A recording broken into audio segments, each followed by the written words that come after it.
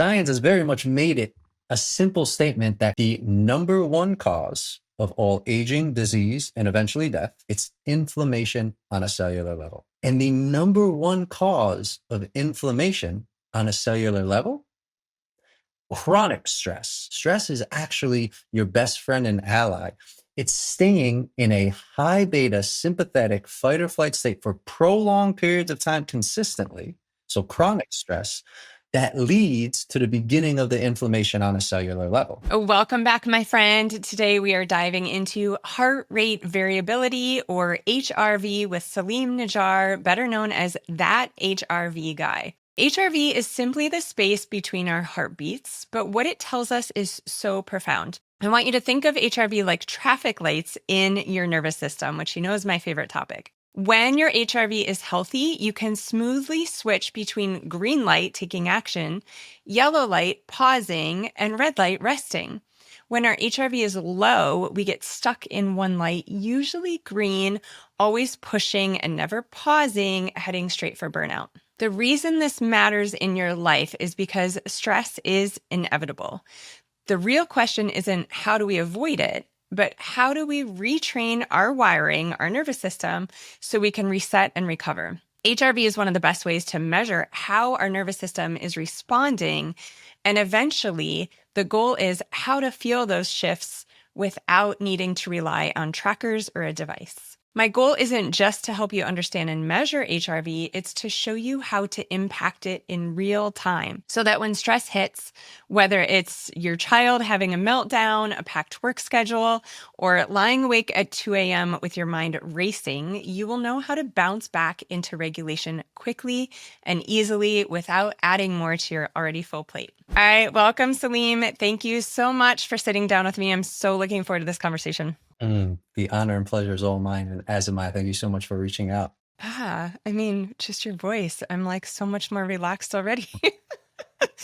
And I think, that really is setting the tone for this conversation. And my favorite conversations to have, my favorite topics, and, for all my listeners that take time out of their busy lives to sit and listen to or watch these podcasts, my goal is always for them to walk away with a feeling of, oh, that was easy. Like I've already got all that in me. In the age of knowledge and information, we're constantly bombarded with all these additional to-dos, not only in our lives, but now, especially as it comes to our health. And I know this is going to be a really beautiful conversation, more about returning home to what's already within us. It's going to be a conversation about my favorite topic, the nervous system. And essentially, just to kind of simplify and cue this up, we talk a lot about stress in our lives, and we know stress in our lives isn't good, which ultimately just makes us feel more stressed. So there is a purpose for stress, and it's not eliminating it. But what I like to say is having the ability to move from our head into our heart in any moment so that we can not only try to enjoy every moment, because honestly, not every moment of life is enjoyable, but in my mind, the goal is to be able to be fully present in our lives for the moments that matter most. So this is going to be about getting back into our heart, which we always have access to. And we're going to talk about it through the lens of heart rate variability. So Salim, I just love your energy. Thank you. It's so good. It's so good. When someone is fully present with you, I talk about how, we as mamas, we co-regulate with our children co-regulate based on us.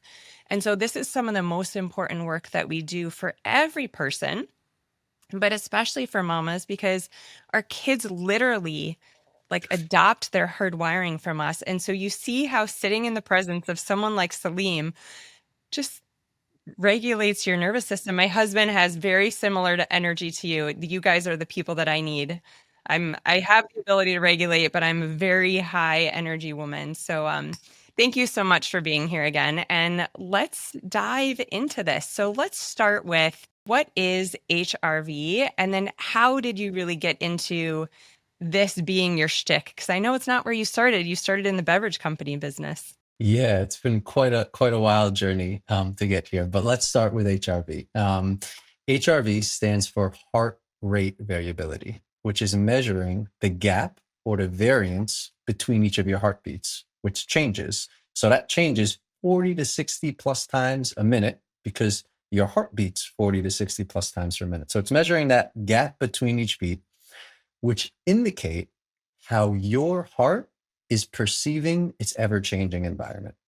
So essentially, your relationship to your current stress in a direct reflection of the health of your favorite thing and my favorite thing, your autonomic nervous system, and its agility to go from a sympathetic fight or flight state into a parasympathetic rest and digest state. And I became obsessed with this biomarker about 6 years ago because at the time I was knee deep, 5 years in the beverage space, but beyond that, obsessed with biohacking. I was the typical type A New York City grind, go, go, go, optimizing everything, showing off. I was hacking my way to 5 hours of sleep. No such thing as an alpha theta time, which you said, which I loved. None of that, just really always going to push. But I had knew from my research, because before the beverage space, I was actually an engineer at a nuclear power plant. So I have a very analytical, engineering, curious mind. And my research in biohacking showed me, science proved that the number one cause of all aging, disease, and eventually death, unless you die in an accident, if you peel the onion back, it's inflammation on a cellular level, the root cause of everything. And the number one cause of inflammation on a cellular level, chronic stress. And that's what I just wanted to offer a reframe for you because I am so much trying in my stories to share. Stress is actually your best friend and ally. It's staying in a high beta sympathetic fight or flight state for prolonged periods of time consistently. So chronic stress that leads to the beginning of the inflammation on a cellular level, right? So being stressed is part of the human experience. We're meant to have these triggers. It's how we respond and react to them. And really how I understood that and realized the difference between stress and chronic stress is if you just look at evolution and how our nervous systems adapted to have a sympathetic state, right? It's because most of evolution, humans were living in the jungle. We had real life or death threats. Now, most of us are privileged and fortunate to have a house, to have food and water, to not have predators attacking us, right? So the actual life and death threats are not there every day. But back then we had in our bodies, which is the most intelligent, miraculous temples of wisdom, developed this sympathetic system to survive those real life or death threats. And what is happening physiologically when you're in a sympathetic high beta state is your amygdala fires off saying danger. And a bunch of things in all your organs happen. But the most important is that all of the vital oxygen in your blood goes from your visceral organs, which is your lungs, your liver, your heart, your reproduction, and it sends it to the arms and legs, to the extremities to fight, flight, or freeze, right? Which is so beautiful if you actually have to fight or freeze. Right. And we were meant to stay in that state when the tiger was chasing us for an hour, maybe two, and then drop back into the parasympathetic state.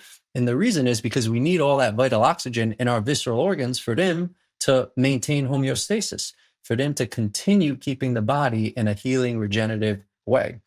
However, if you stay in that prolonged stress state, then that vital oxygen isn't going to the organs, which means the organs can't do their job, which means over time, inflammation begins inside. And that is the root cause of all aging, disease, and death. So science has very much made it a simple statement that chronic stress is the number one cause for those things. And so when I came across HRV 6 years ago, I was like, what the heck? You have a biomarker that is showing your relationship to stress, your ability to dance between sympathetic and parasympathetic.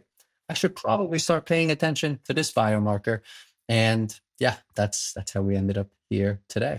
I love it. I feel like that's such a great overview. And here's what I really want to highlight, because I think this is at least what I want my listeners to hone in on. So I think we all know, we've got this amazing nervous system that has these built-in capacities to help keep us alive, right? That were great back in the days when we lived in the jungle. And what's supposed to happen is stressful event, our body reacts, like you said, and then we recalibrate. And so when we hear chronic stress has the ability to kill us, essentially, because it makes our cells inflamed, here's the thing that I want the listeners to hear that Salim said. But because you talk about this all the time and this is your background, I just want to make sure that they get the subtitles out of this because this is so important. We are creating the chronic stress in a lot of the cases, right? Yes, we have a lot of stress in our lives. Thank God we've got jobs, we've got families, we've got people that rely on us.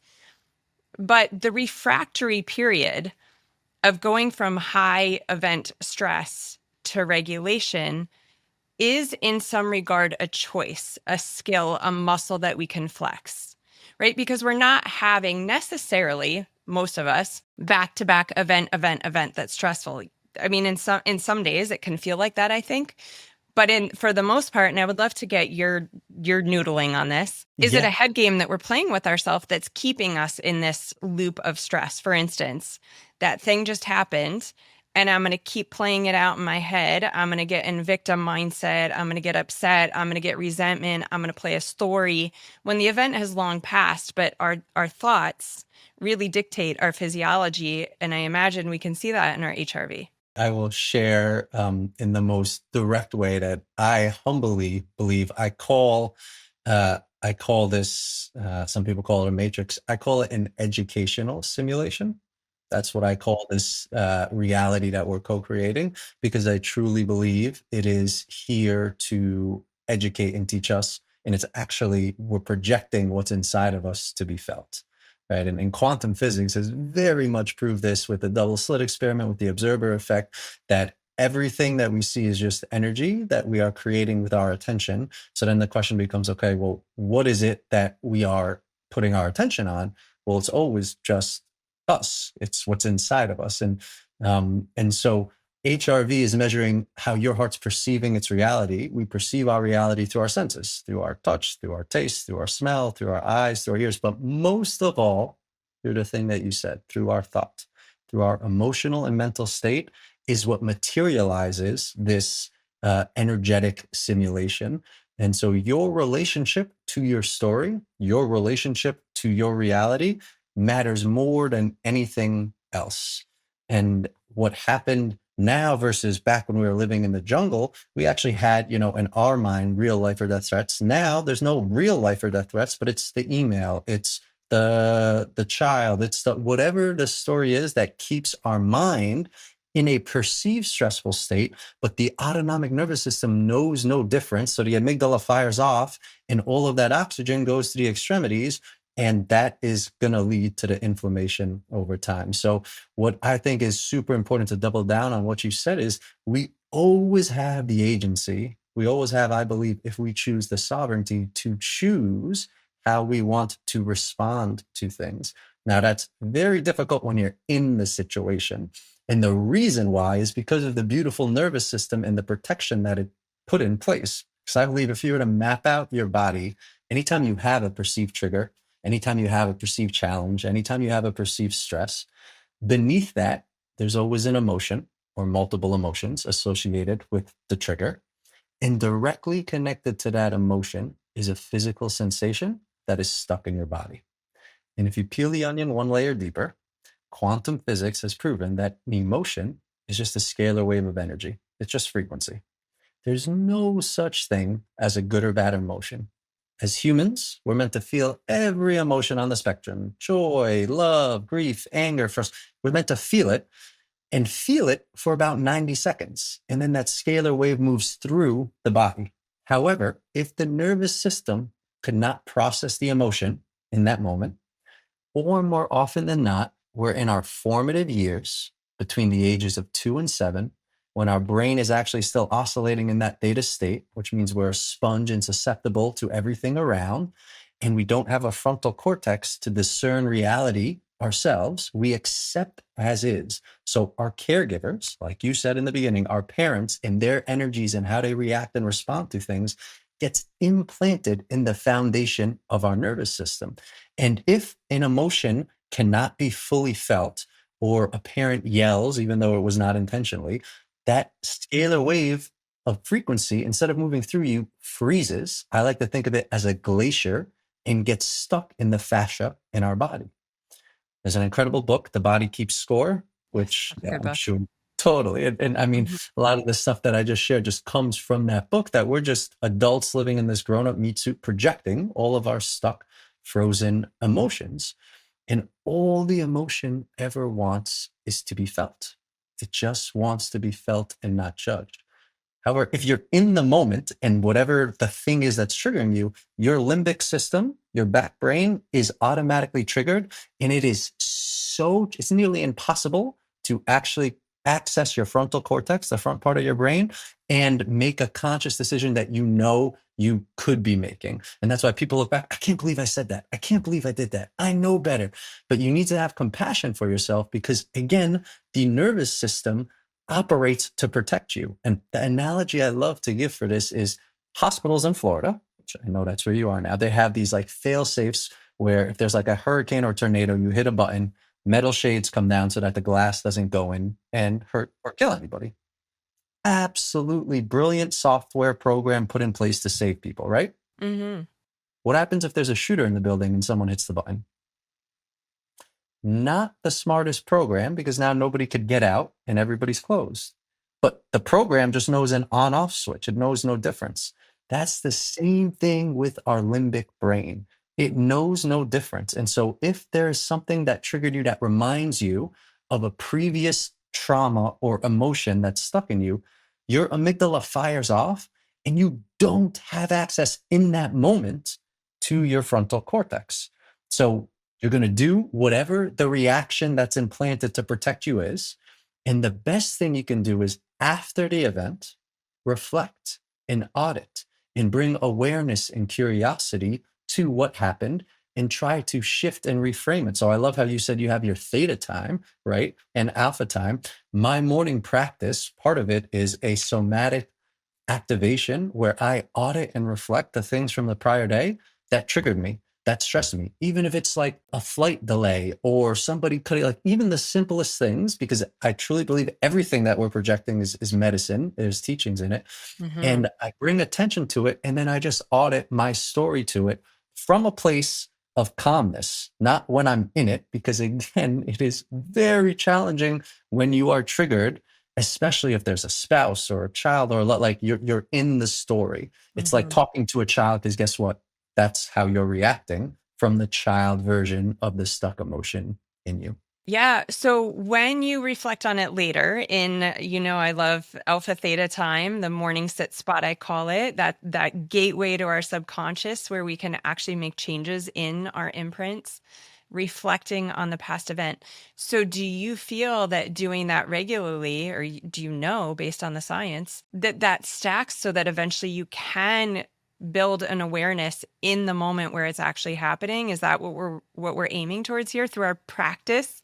Not going for perfection because it's not going to happen every time. Well, because we're all perfectly imperfect, and there's no such thing as perfection, except to the mind, which I very much resonate with. And it's about befriending that drive. So, yeah, what I have found in myself, what I have found in any clients, what I actually have just finished recording a course on, and will be sharing this activation, is that again, the engineer in me like looks to problem solve and figure it out. So if you have a frozen emotion that picture it as a glacier in the fascia in your skin, and all the glacier wants is to be felt and not judged. Yet we are sitting here projecting judgment on that person's bad, this person, all these things, right? That's not allowing that emotion to move. But if you're in a place of stillness in a theta state, you bring awareness to this event. And instead of judging it, you just simply feel it. If you could drop into a somatic practice where you physically feel the sensation in your body and you utilize the stress as a opportunity and a doorway to find it, because that's all what we're projecting is a way to find and feel something inside of us. Then over time with consistency, that glacier starts to melt and the emotion moves. So then when the trigger happens again, you actually have more access to your frontal cortex and discernment to choose how you respond versus going from the past story because the protector is not as strong. And so Mm, over time, it allows that emotion to move through. so important. And what I just heard through my lens in this is that we don't have to try to fix it. right? When we say an event happens, I'm going to use a moment example. Maybe I'm in stress and I go to pick up my kids right after this and they're doing all the things and I blow up at them, right? And then I feel horrible that that happened. I go to lay my head down at night. I know any mom listening to this can probably relate to some version of this. And I play out that story and I beat myself up. What's wrong with me? How dare I do that, right? How can I make it better? I think is usually the next question. How can I fix this? And what you're saying is all we have to do in order to continue to do better is to just bring awareness to it, to just sit with it. It's almost like what I'm hearing is, again, a moment example, when your kids are upset, like we don't need to fix their upset. We don't need to pull them out of that or distract them from it. Does quite the opposite over time, actually. We just need to sit with them and be with them, Mm. right? And create presence and connection. So we're doing that same thing with ourselves after that refractory period when our subconscious is open and we're just kind of playing it out as it was as it is, right? Having maybe a conversation with ourselves, like, what do you do in that time? If you're a woman and it feels like your brain has 47 tabs open, you've got the kids asking questions, texts coming in, dinner to make, work to finish, and somehow you're still trying to think clearly, this is not a mindset issue. It is not a personality flaw. This is physiology and your nervous system stuck in urgency mode. I created this urgency reset, a simple 2-minute shift using brainwave-based tools to help your nervous system downshift so you can come back into clarity and presence. Because the goal isn't just managing the chaos, it's being present for the moments that you don't want to miss. So you don't look back later in life and realize the years with the people you love or just your own life slipped by. Click the links. This is a mini masterclass. It's like 15 minutes, and I cannot wait for you guys to check this out. Back to the episode. Yeah. So I love that. I would add a couple of things and offer a couple of insights. And what you just described is actually the offering that I'm launching in a couple of weeks is called the Art of the Heart. Mm. And ART stands for awareness, regulation, transformation. So it's a 3-act art that is not a ladder you climb once, but it is a daily dance of devotion with your nervous system and all your experiences. And what you just described is those phases and how I implore anybody to go about their life, especially parents. I have some clients who are moms, and it is, or dads, it is your kids are I say the best medicine, the best teachers, right? Because they're very much going to point you for the things you need to feel. So let's look at that example. You yell at your kids that night, you're in bed and you're regretting and having maybe shame or guilt for doing that, right? The reality is it happened. And I mean, we don't need to get into time and a happening and future present, but I believe that there only ever is the present moments. Anything that's happened was supposed to happen. So that's why I call it an educational simulation, because then my job, at least, and I have a very competitive mind, is to figure out, okay, what is the medicine and the teaching in this happening for me? And so instead of having guilt or shame for yourself, because that's not going to help you, that's not going to help your kids, instead look into and bring curiosity into why you reacted the way you did. What did they do that got you to react like that? And if in that moment you can feel in your body what the sensation is that arises when you put yourself in that position again of whatever they did to elicit that response, then, and that's kind of what I call the HRV reset, which is a somatic activation. That is the last part of the course that I'm offering, that I do with my clients, that I do every morning, that really gives you the ability, I say, to train to be an emotional athlete and step into that arena of intentionally eliciting a perceived stress or a trigger when you're in a safe place, when you're in a theta state, and then dropping out of the story and the projection and into a somatic awareness practice where you're just feeling the stuck emotion in your body. And by doing that, in the example you gave, then the next time your kids do the same thing, you may not react as much, or you may not react at all. And you said this at the beginning of the call. The only thing I believe caregivers need to actually do for their kids is embody the thing that they want their kids to be, because energy speaks so much louder than words or actions, 100%, right? And when 100%. you say like, oh, I could feel your husband's energy, my like nervous systems do co-regulate. Our heart is the biggest magnet on the planet, and it is always eliciting our baseline emotion, our baseline regulation. And so you can feel that resonance in other people around you, and nobody feels it more than kids. Why? Because their brains are oscillating in theta between 2 and 7 and alpha after that. So everything you do is like encoding in their system, and not everything you do, it's how you feel, it's your energy. And so the best thing you can do is bring awareness, and then in that moment, as you're reflecting in bed or the next day, start to regulate, start to allow feeling and not judgment towards those emotions. And maybe if you want the next day, go and apologize to the kids and like take ownership. And the vulnerability is so big for allowing emotions to go and bringing compassion. And then the consistency of awareness and regulation over time leads to the transformation. And that's the 3-act spiral of the art. Love that. That's great. Well, we'll link all that below for sure. And, I love the saying, I can't hear what is it? Your action speaks so loud, I can't hear what you're saying.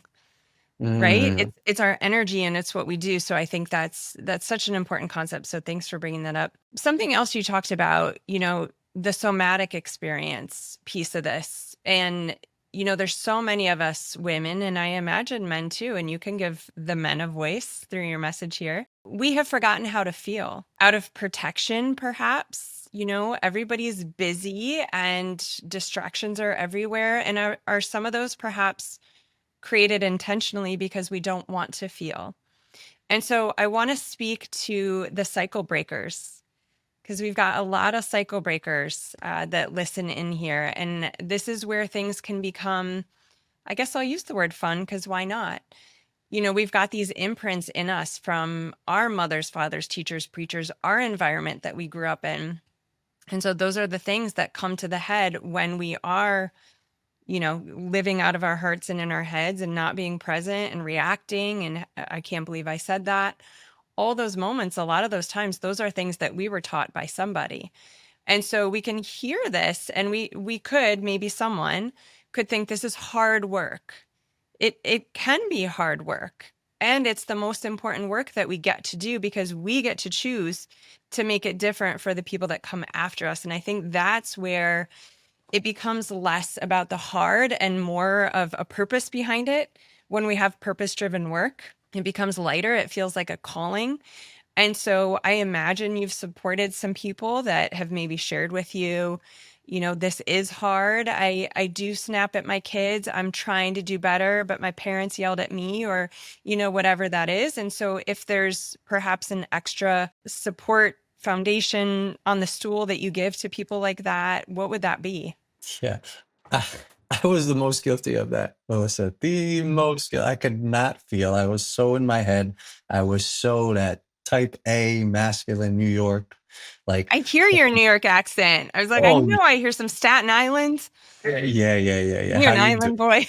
Yeah. No, very much New York boy. And HRV, I attribute to starting my journey from here to here, because my mind was so addicted to optimizing and longevity.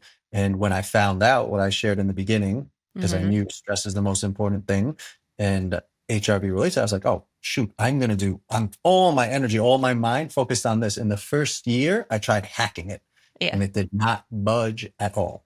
And Mm. it wasn't until I started feeling and listening to my body that the needles started to move, because HRV is a reflection of how much are you listening and feeling your body versus thinking in your mind. Because I like to think of it as the language of your nervous system.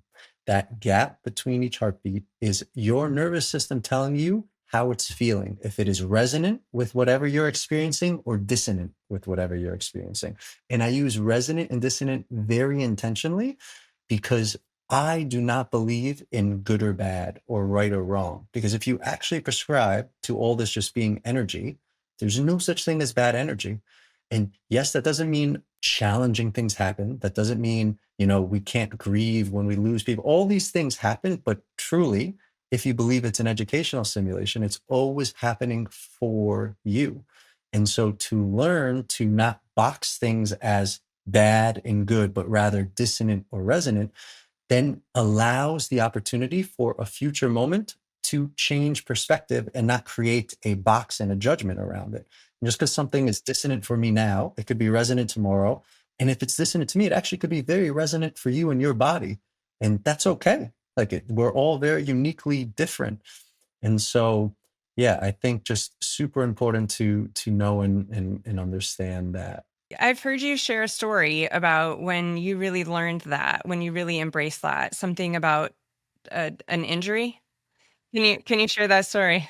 Oh yeah. It's a beautiful one. So I give a high level of kind of my journey in the beverage space. So I no idea what I was doing getting in the beverage space.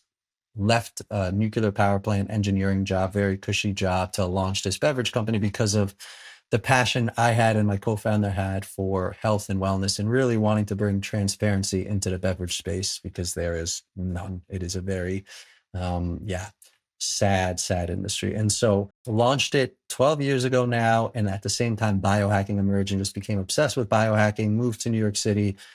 As mentioned, showed off. I was hacking my way to 5 hours of sleep, running 10 miles every other day, listening to 3 audiobooks a week minimum, raising money from 170 people, never like shutting off.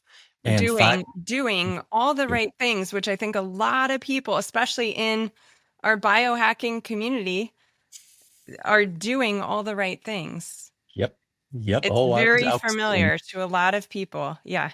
I was doing. And then my knee gave out from just pushing too much. And it was the first time it forced me to be in stillness. I found Bikram yoga because I was still so obsessed with sweating.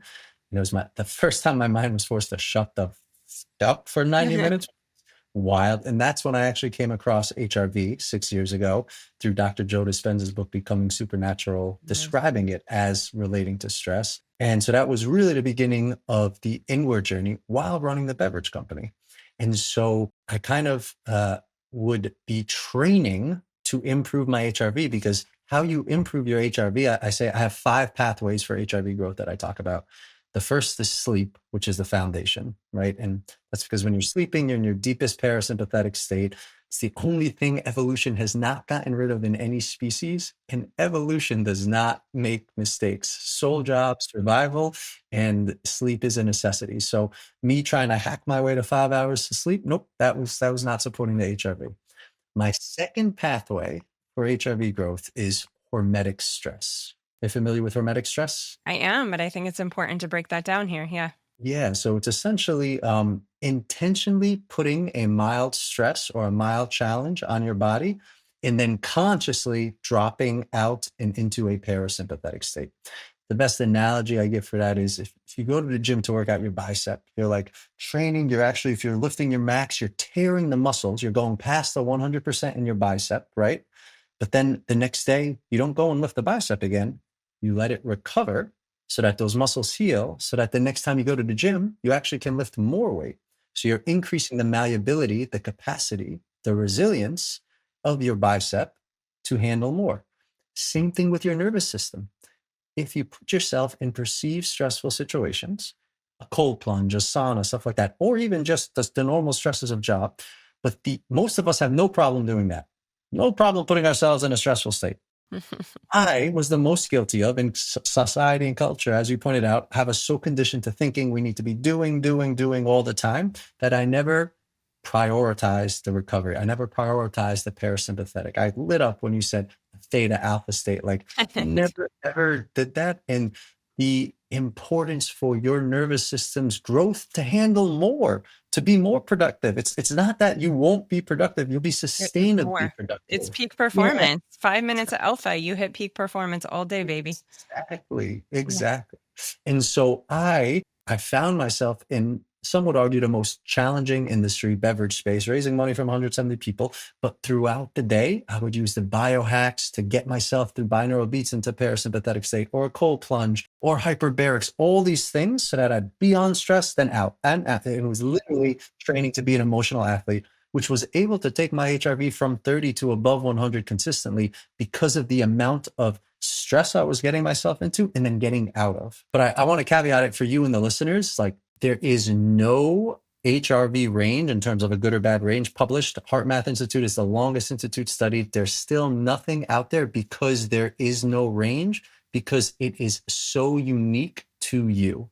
It is a language.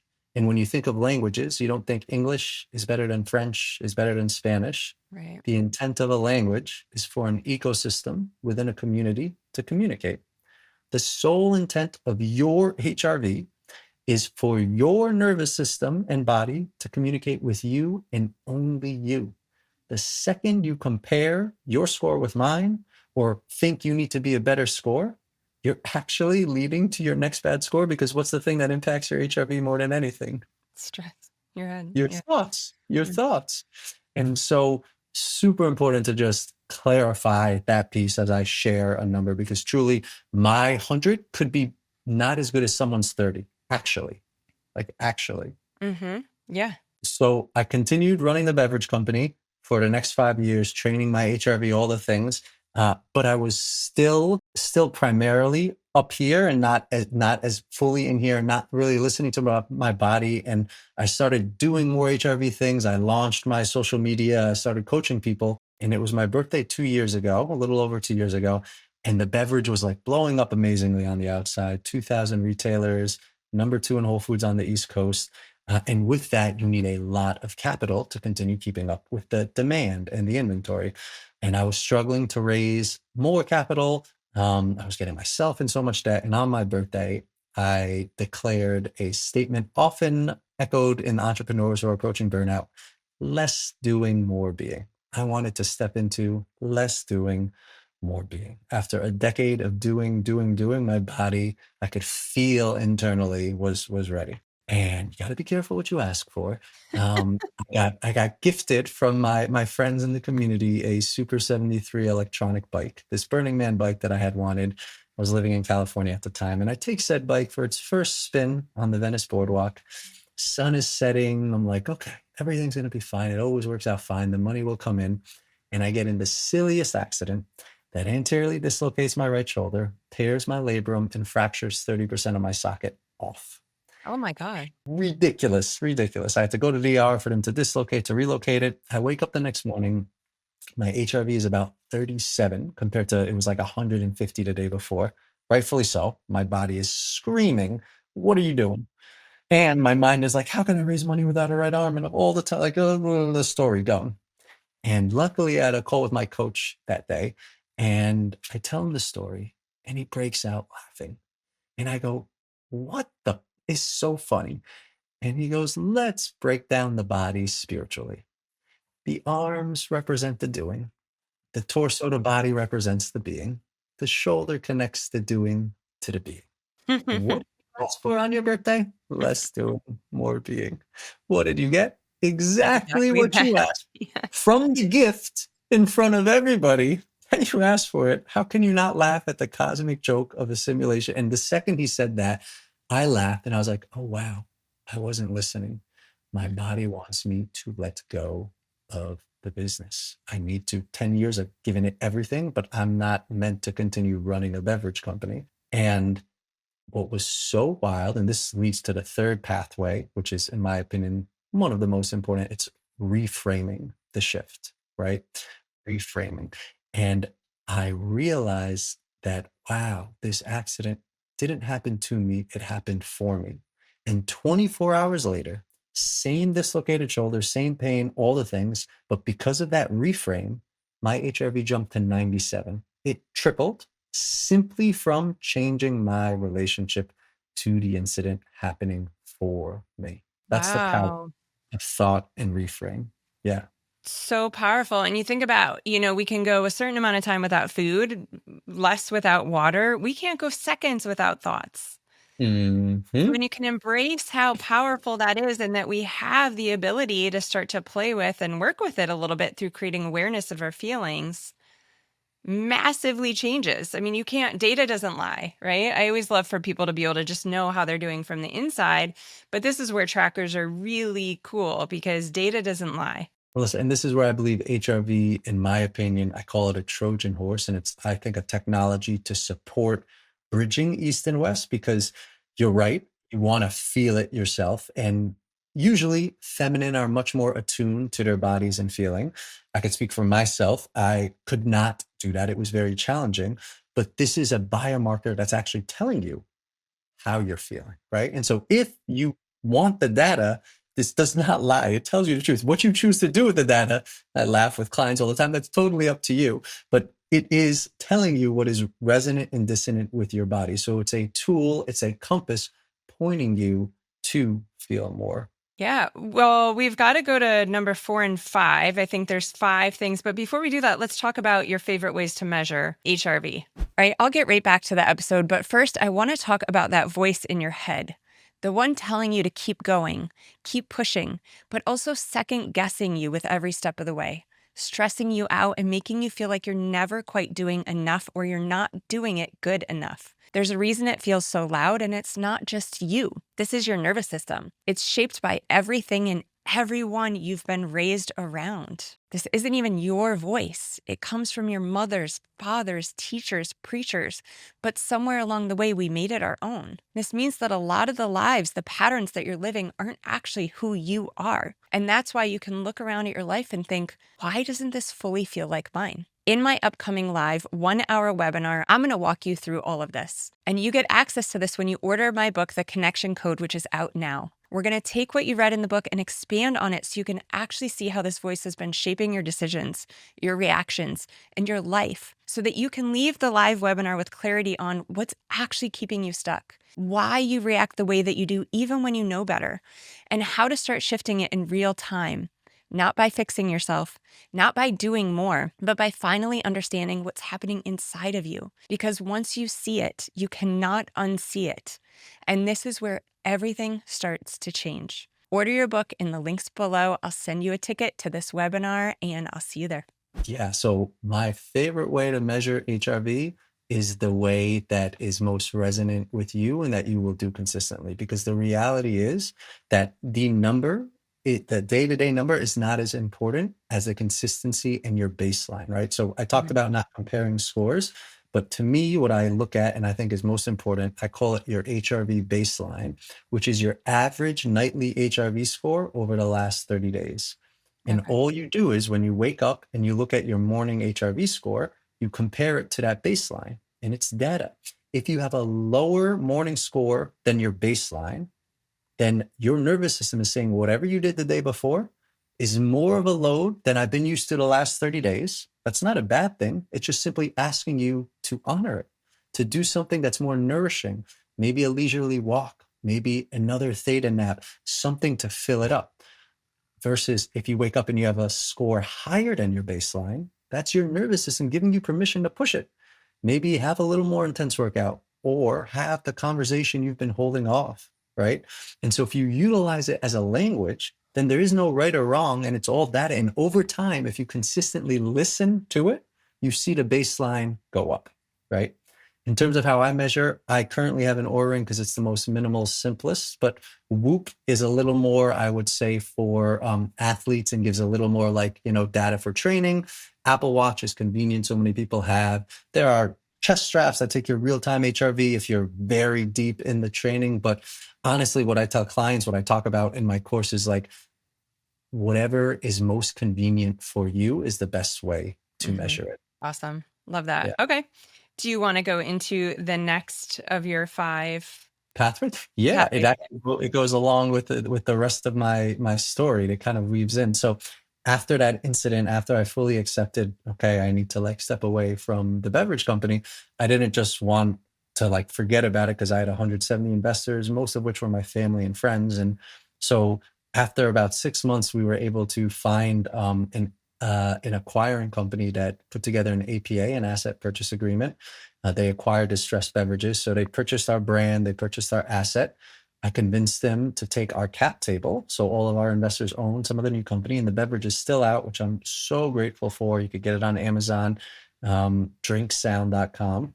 But the debt that was on the company stayed with the old company, which we dissolved, and I was the guarantor. So all fell on me, and I had most of my debt. So I had to lose the last part of my identity and ego and file for personal bankruptcy.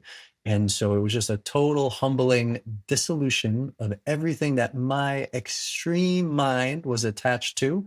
The beverage, finances, my physical identity, all the things need to be melted away to remember the only thing that actually matters, right? Is my nervous system, my truth. What am I here for versus what my mind is projecting and thinking. And so I traveled to Bali, which was on my list for so long. And every morning in Bali, I contemplated this beautiful gift that I gave myself: less doing, more being. I contemplated that statement. And every morning, my mind would be like, we love doing. Why are we gonna, what are we going to do if we're not doing it? Like, this makes it just this constant chit chatter of like, no, we're here to do. And then finally, one morning, I had this epiphany, and it dawned on me that that statement, less doing, more being, is mind made and dualistic in nature. And it implies that doing and being are mutually exclusive. When the reality is, we're always being, even though we're unaware of it 99% of the time. And we're always doing, even if we're sitting or breathing or sleeping. So it's not about doing less and being more. What matters is the intention in the doing, the why behind the doing. And that's what the fourth pathway is: intentionality, the alignment. Because what I found in my experience, what I find so much with my high performing clients, is that we are usually running a program based on a prior conditioning or belief or pattern. And for entrepreneurs, because that's who I deal with a lot, that's what I was, that drive, that insatiable push is needed to build. But once you get to the point where you build, it's no longer needed, but you are still running the same program. And unless you pause to audit, what is the thing that I am running and doing? What is my purpose? What is my why? Then you're going to burn yourself into the ground or dislocate your shoulder and go through bankruptcy or whatever the story is, right? And so I'm a big fan of the Bhagavad Gita. Have you read or Mhm. familiar with that? Yeah. I haven't And read the full thing, but I'm aware of it. Yeah. man, so much wisdom in it. But my favorite quote in it ties to this, and it says, "You have a right to your actions, but never your actions' fruit. Act solely for the action's sake, and don't be attached to inaction." Meaning, we all came here with a right to do, which my mind, I was so, yes, I can do. We do not have a right to the outcome of our doing, to the fruit of our doing. That's where most suffering happens, in expectation. All we need to do is simply act for the action's sake, act for our why, act for our intention, and don't be attached to not doing. We came here to do, to create, to art. So that's the fourth pathway, is really intentionality, alignment, knowing your purpose, knowing your why. And then the fifth pathway, which you've touched on so much already, community, the amplifier, co-regulation, right? Because again, we are the five nervous systems we surround ourselves with, just like we're the five people we surround ourselves with. And so really, nothing. One of the biggest things to move the needle is when you're seen, when you're so vulnerable in front of someone and you can be fully seen, right? And the longest study in human history, the Harvard 75-year study, incredible TED Talk. If you've never seen it, I cry every time watching it, but they spent over 75 years, 3 generations of scientists, I think over 80 boys they followed from age 18 plus, every aspect of their lives: medical, spouses, job, like interview, everything, like countless amounts of data to find what led to a longer, healthier, happier life. And after 75 years and the most insane amount of data, they came back with one thing, and it was relationships. And not quantity, but quality relationships, right? And so So beautiful. community is so important. So those are the 5 pathways for HRV growth. It's sleep, hermetic stress, reframing, intentionality, community. And the thing with all 5 of them is that it's not like you go in order or you just do one. It is a constant weaving, and it's all based on your relationship to each of them.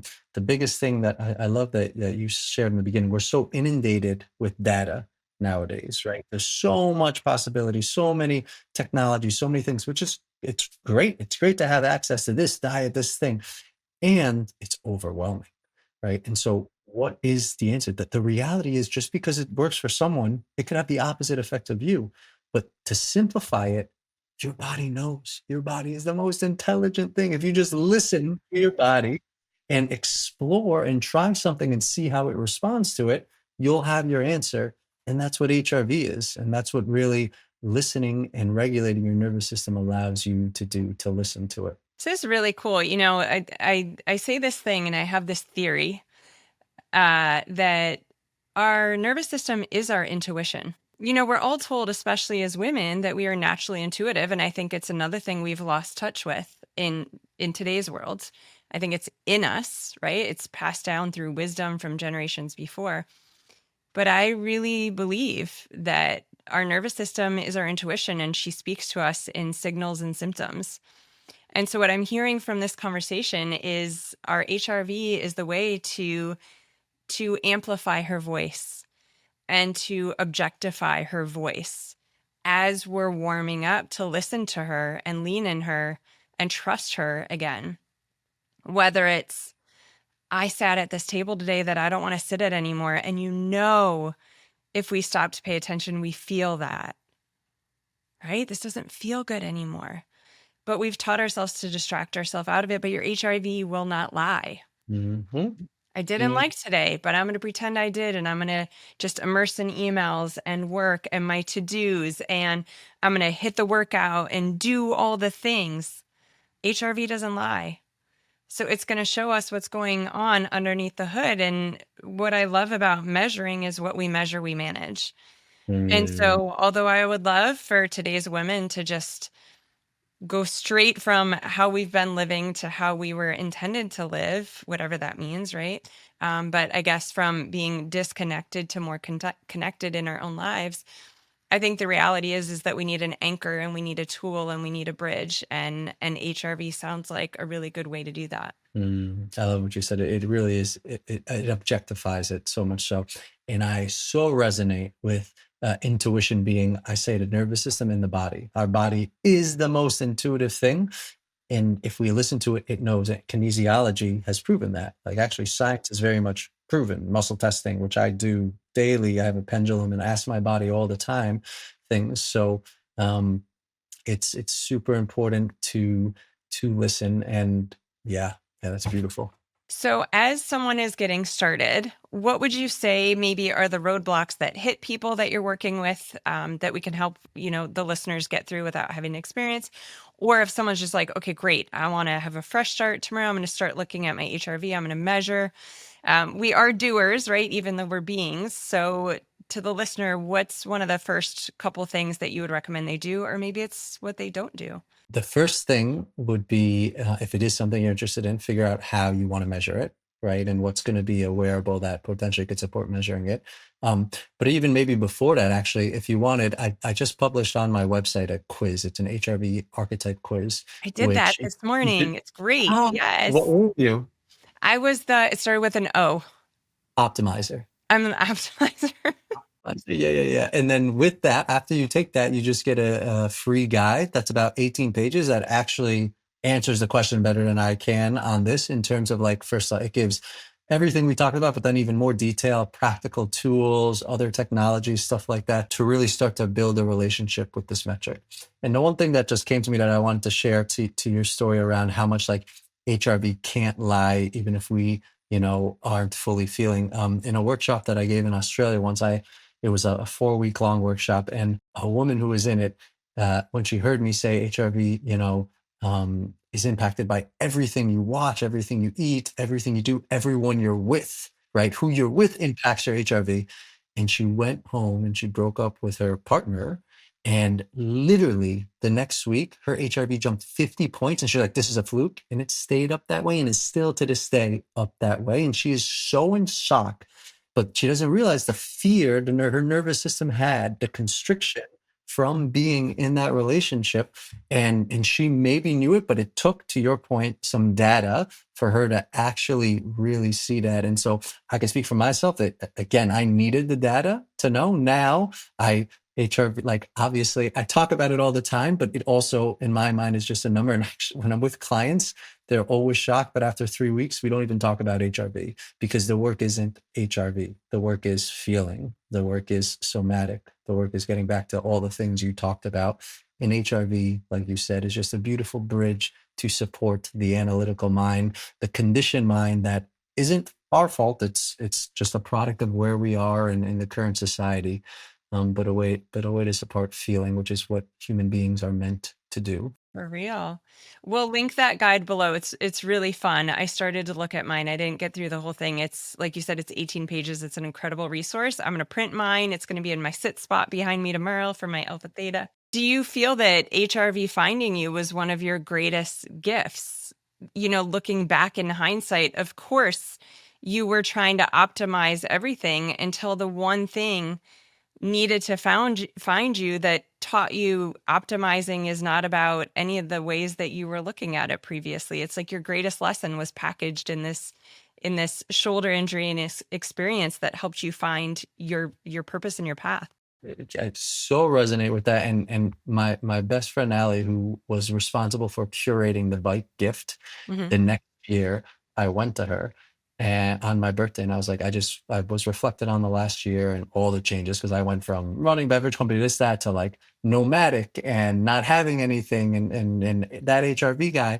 And I looked her in the face and I was like, I wanted to just let you know, thank you for giving me the best gift I've ever received in my entire life. And she's like, oh my God, I still feel so bad about that, because the irony, I didn't say this, I got in the accident. That was the only time I rode the bike, because someone stole it from my Venice garage like 4 months later. So literally the It was bike was, what? That was it. that was all you needed. That Yeah. was all You I learned got. quickly. I learned very quickly. And so, yeah, to your point, I feel I feel very grateful. I feel very humbled. And I just am a continued student of what, what the educational simulation keeps presenting me. And I say this all the time with clients, like, they are my biggest teachers, because they would not be in front of me if I didn't need them as much as they need me. And I end up laughing as I share things out of my mouth, because I realize, oh, that's for me. Right? There's a flavor of that for me It's always. really fun when we can look at life like this, and anyone can do this. You know, a friend and mentor of mine very much sees the world this way, and she's taught me so much. You know, something as simple as when you're having that day and everyone's cutting in front of you and slowing down and traffic is in your way, she'd be like, well, obviously, you're supposed to slow down. Why are you moving so quickly? Everything is an opportunity to see it through the lens of what is the lesson here for me. And we're going through life anyway. Why not make it's gamifying our day. And this is how we can choose to sit in stress over what's happening to us, or choose to see the beauty in what's happening for us. Amen to that. And I love games. I'm competitive. So this is how I got my mind to literally get in the educational simulation, the game of life. Yeah, Yeah. I love it. Okay, Yeah. there's one really important question I don't want to forget to ask you, because I've heard you say this. Tell me what you mean as we start to wrap up. Tell me what you mean when you say so many people are doing self-care instead of receiving self-care. Yeah.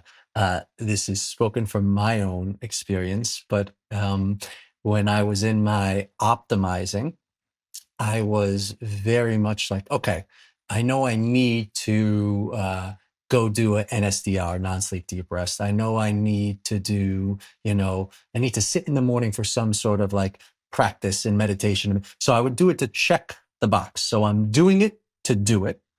And again, this goes to pathway 4. What's the intention behind the doing? If I'm just doing it to do it, I'm not actually getting the receiving, the self-care in it. And the whole point of going the full circle in sympathetic parasympathetic is actually allowing the body to receive, to be in a theta state, to be in an alpha state, to drop into that parasympathetic state, so that all of that vital oxygen can go back to the visceral organs and away from the extremities. But if you're doing it because you know you need to do it to get the next thing, your mind is still in the, oh, okay, next thing, next thing. And so the doing versus the receiving, for me, even when I'd like go get a massage, like I was just so always on that I even my scheduling of being off, I was on. And I see that so much with my clients. They're like, hey, no, I'm doing it. I'm checking the box. And it's not about checking the box because you Right. miss. Yeah. Yeah, So self-care needs a reframe. It is not another to-do item on our list. It's who we be and how we show up in the world based on how we are caring for ourselves in the moment. amen to that, sister. Oh Yes, my yes. Well God. said. Thank you for asking that question. That's the one. Yes, Yeah. love it. All right, Salim, I know we have to wrap up. I'm going to link everything below. We'll link your upcoming courses. I'm definitely going to link that free quiz and guide. Literally took me, I think, all of 2 minutes this morning. Highly recommend people check that out. Is there anything we missed before I wrap up here? Anything that I haven't asked you before I ask you one final last question? I would just leave your audience with my favorite two of my favorite allies and tools on my journey, I say, of feeling and inward and weaving through the art, awareness, regulation, transformation. And that example you gave of if you yell at the kid and then you feel bad after. And the first ally is curiosity. So just really bring curiosity to everything. Have an open mind. And as you're reflecting on things that are happening, just ask. Don't be so stuck on, oh, I did that obviously, because just bring curiosity to that. And then with the curiosity, bring levity, laughter.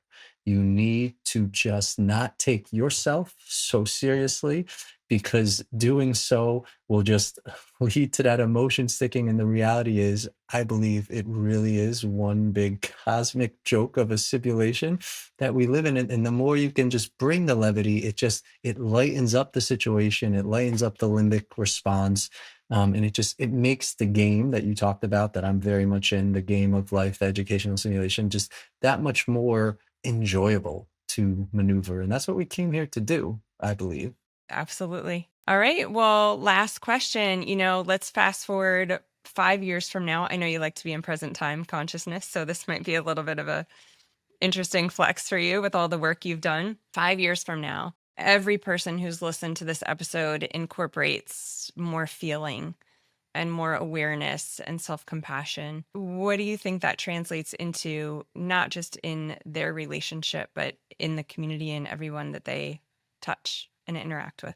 Just an increase in consciousness in society. I really believe the only work, when people ask me, what do I do? My response to that is, my only job is to regulate my nervous system. And I truly believe it's everybody's only job, because I believe we're all mirrors walking each other home.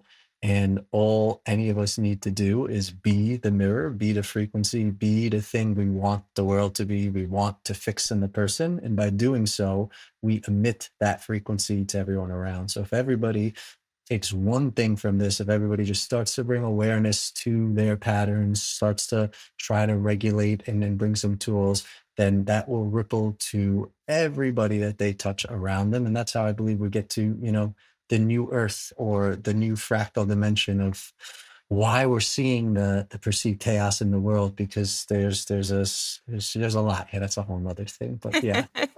No, I love that. It starts with us, right? We can't control everything outside of us, but we can control this. It starts with us. Salim, thank you so much. You've shared so many incredible tools.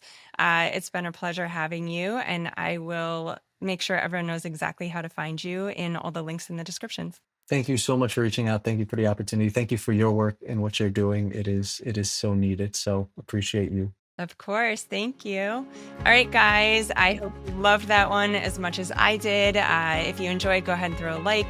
As always, send this to someone that you know and love and can benefit from this information. Thank you for helping spread the word and these important messages that we share. And I will see you next time.